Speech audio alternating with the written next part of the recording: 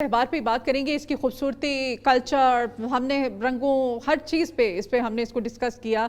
लेकिन ये बसंत का जो त्यौहार है, इसमें भी गवर्नमेंट को कुछ अपना हिस्सा डालना चाहिए।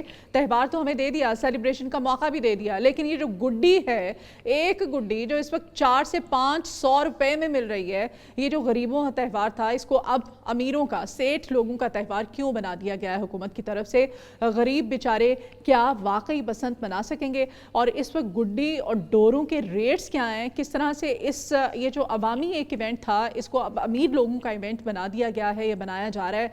माफिया क्या कर रहा है? इसी माफिया पे बात करेंगे। अशरफ मेहताब साहब को अगेन हमने अपने मॉर्निंग शो में इनवाइट किया है, हमारे चीफ रिपोर्टर हैं। अशरफ, आपको वेलकम करते हैं अपने मॉर्निंग शो में। बड़ी अफसोसनाक सूरत हाल है। एक गुड्डी वो जो हम बचपन में उड़ाया करते थे, वो 450-500 रुपए में मिल रही है। तो एक से तो नहीं बसंत मनाई जा सकती। लोग बेचारे रोटी खाएं या बसंत मनाएं। गरीबों का ये त्यौहार अब सेठ लोगों का बना दिया गया। क्या कहेंगे इस पर? बिल्कुल, आपने बिल्कुल सही कहा। जब ये गवर्नमेंट इसमें इन्वॉल्व नहीं थी तो उससे पहले बसंत होती तो ये बिल्कुल गरीबों का त्यौहार होता था। सेठ लोग नफरत करते थे, इसे आते ही नहीं थे। अमीर लोग कहते हैं गुड्डियाँ चाड़नियाँ ने छत्तां से चढ़ के, और जाओ जा लो तुसी। ठीक है, अब ये वही जो 99% गरीब का त्यौहार था, अब वो 95% जो है अमीर का त्यौहार बन गया है। इतना महंगा कर दिया गया इसको। मतलब हुकूमत को चाहिए था, जैसे इन्होंने रेट उसके फिक्स किए हैं, तो इसको रेगुलाइज भी करते, मॉनिटरिंग करते, और जो पूरा फोर्स इन्होंने बनाई हुई है, जो कि गरीब जाके रेडी वालों को भी मारते हैं, उसके सारा कुछ उठा के ले जाते हैं, जूते मारते हैं, जलील करते हैं। तो किधर आप वो जाएँ ना, जाके बाज़ारों में देखें। ये 2-3 दिन की बात है, कुछ ज़्यादा तो आपने लंबा चौड़ा नहीं जाना। आप चले जाए मोची, आप चले जाए और किसी जगह पे, तो ये देखिए, ये एक गुड्डा मैं बड़ी मुश्किल से, जितनी कि मेरी विसाल से मैं लेके आया हूँ, ये कुछ तकरीबन पौने ताए का गुड्डा है। अच्छा। अब देखिए, इसको गुड्डी कह सकते हैं आप। हाँ, गुड्डा तो नहीं, गुड्डा तो नहीं है। तो ये कितने का होगा आपको पता है? कितने का? ये कुछ 400 से 500 रुपए में दे रहे हैं। दिखाएं। और कल तक ये हो सकता है 700-800 रुपए में हो जाए। और इसकी मैं आपको लागत बताऊंगा, आप जरा इसको चेक करें, जरा देखें। यानी कि हम बचपन में जो गुड्डियां उड़ाया करते थे, पता है ना, ये तो मुझे लगता है इसको कन्नी रहेंगे ना, ये कन्नी होती है, ये कन्नी रहने से इसका मुझे लगता है ये काम तमाम हो जाएगा। देखिए मटीरियल, देखिए नाकस मटीरियल पेशावर से बन के आ रहा है। बस समझे कि वो जैसे ही हवा में बुलंद होगा या फट जाएगा, तो या वो वैसे ही वो कन्नी खा जाएगा। ये इस पे क्या है? ये स्टैंप है? ये QR कोड है। QR कोड है। ये QR कोड है कि किसने बनाया, किसको लाइसेंस जारी हुआ, और इस वजह से लगाया गया है कि कल कला कोई अगर कोई इसके साथ डोर वाला मसला होता है, कटता है, तो फिर QR कोड से जो है ना उसको पकड़ा जा सके। अब मुझे अगर देंगी तो मैं आपको बड़ी मैं जो ये शेर लाने के बराबर है। मैं बड़ा फाते समझता हूँ कि गुड्डा मैं भी ले आया हूँ, और मैं पता नहीं चढ़ाना है या नहीं, लेकिन मेरे पास तो होगा ना। मैं भाई बसंत का हिस्सेदार, मैं मिल जाएगा। मैं अब आपको बताता हूँ। ये इसके अंदर जो कागज लगा हुआ है, ये कितने का होगा? 2 रुपए का, 2.5 रुपए का, 1.5 रुपए का। ये इसके साथ ये बांस की जो लगी हुई है, जो इसको बनाती है, मेक करती है इसको, ये कोई 2-2.5 रुपए की लगा लें, 3 की लगा लें। लेकिन अशरफ, ये वो गुड्डी नहीं है, गुड्डे नहीं है जो हम बचपन में उड़ाया। वो तो बड़े थे ना, ये वो क्वालिटी नहीं है, मैं आपको बता रही हूँ। ठीक है, ये सारी इसकी बनाने की मेहनत डालने, मजदूरी अंदर 5 रुपए वो भी डालें, 10 रुपए सारा इसकी ट्रांसपोर्टेशन डाल रहे, प्रॉफिट दुकानदारों का डाल रहे, तो इसको 50 से ज़्यादा नहीं होना चाहिए।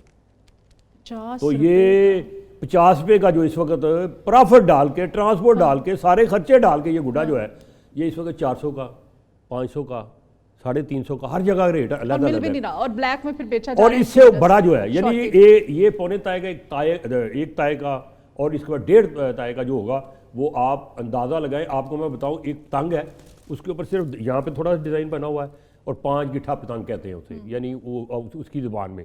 तो कितने की है भला? इमेजिन करें, आप सोच रहे हो कि 500 की होगी, 1000 की होगी, 3000 रुपये की है। तो वो काइट फ्लाइंग एसोसिएशन वालों को हमने इनवाइट किया था, यहाँ पे तो बैठ के बड़ी के मार के गए हैं वो, कि नहीं रेट्स जो हैं वो कंट्रोल होंगे। शुक्र है कि हमारी रोजी रोटी मैं जाता हूँ फील्ड में जाते हैं, या हमें वो फोन करते थे जब बसंत नहीं थी, मनानी थी, इन्होंने इजाजत नहीं मिल रही थी, तो हमें कहते थे, नहीं हमें कहते यार हमारी सपोर्ट करे, बड़ा अच्छा त्यौहार है, लोगों को खुशियां मिलेंगी। मैं गई यार, अब ये देख के लगता है कि ये तो सिर्फ उनको खुशियां मिली हैं।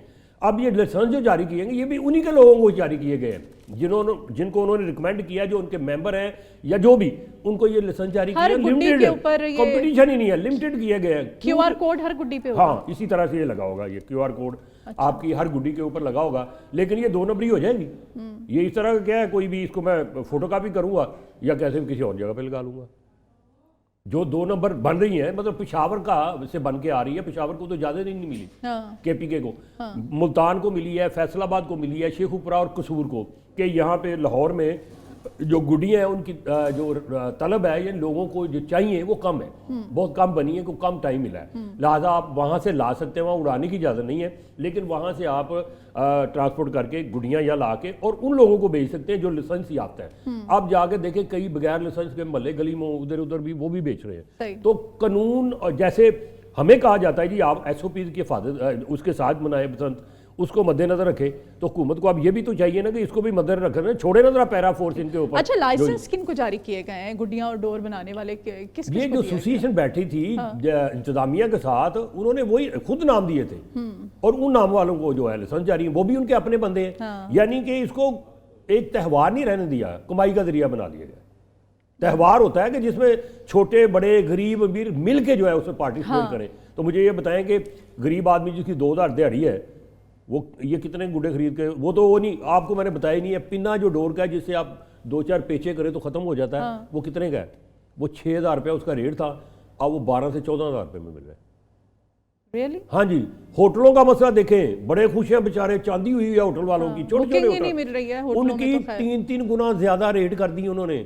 मतलब अगर नॉर्मल होटल देखे ना, एक कमरा अगर 6000 का था, वो अब 12,000, 14,000, 20 वाला 40,000, 50,000, और बड़े बड़े होटलों की तो चांदी हो गई हैं।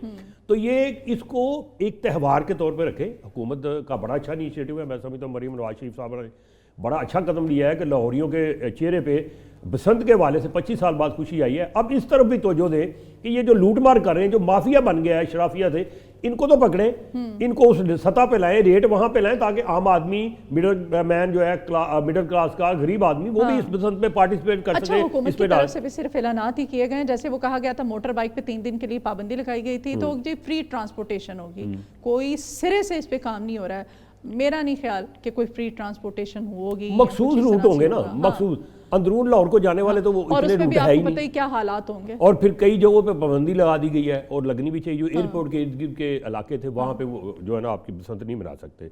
उसकी वजह यह है कि जब बसंत गुड्डी चढ़ाते हैं, ऊपर जाती है, तो वहाँ पे फ्लाइट्स भी आनी होती हैं, जहाज़ आने होते हैं, तो उनके लिए मसला बनता है। तो इसलिए उसकी और सबसे बड़ी गरीब को वही मिला है। आप जो कह रही है ना, मोटरसाइकिल वाला गरीब आदमी है, उसको इन्होंने सिर्फ राड एक दिया है, लो जाओ नहीं मौज करो। रॉड फ्री में नहीं दिया। फ्री नहीं, पैसे ले रहे हैं, लेकिन उसको बसंत मनाने के लिए सिर्फ एक राड ही दिया उन्होंने।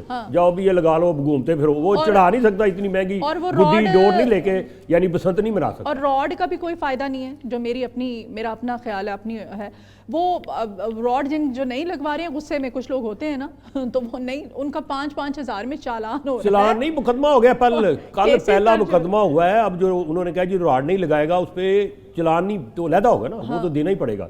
अब उस पर मुकदमा भी होगा, FIR भी और FIR होगी, और वो जाएगा कोर्ट कचहरियों में और धक्के खाएगा और इस तरह से करेगा। पहले कहा था जी फ्री देंगे, अब जितने पैसे उसके लगाए थे अब वो चार्ज कर रहे हैं, 50 रुपये, 200 रुपया, 250। अब तो खैर प्राइवेटली तौर पे लोग जो इशारों पे खड़े हैं, और वो जो बाइक ठीक करते हैं ना, मैकेनिक है, उन्होंने भी रखे हुए हैं, वहाँ से लोग लगवा रहे हैं। ये हुकूमत वाले तो इतने है ही नहीं राड, जितनी मोटरसाइकिल हैं कि वो पूरे के पूरे लग जाए। लोगों ने जिनको दिए थे इन्होंने फ्री के चक्कर में, वो खा पी गए हैं। अफसर जो है आगे पीछे करके बेच भी दिए उन्होंने दाएँ बाएँ, और मज़े कर रहे हैं। तो ये मसला है कि नीयत का फतूर है हमारा। जब हम इंतजामियों को इन्वॉल्व करते हैं ना, तो वहाँ पे वो उनके कॉन्सेप्ट में ज़हन में होता है दिहाड़ी कैसे लगनी है भाई, चाहे गुड्डे हो, चाहे डोर हो, चाहे वो राड हो, चाहे कोई और, हर चीज पे होटलिंग हो। हम मौका हाथ से जाने नहीं देते ना जी ना। अच्छा, ये जो लाइसेंस का इजरा था, कहा गया था कि बड़ा इसमें शराइत रखी गई थी, चेक एंड बैलेंस था, वो सारा इस पे पूरा हो रहा है या नहीं? लाइसेंस भी इन्होंने ऐसे ही वो बस रखा ही था, है ना, पड़ा हुआ लाइसेंस मिला वनडे ही नहीं ना, बस वो रखा था ना, पड़े हुए हैं वो,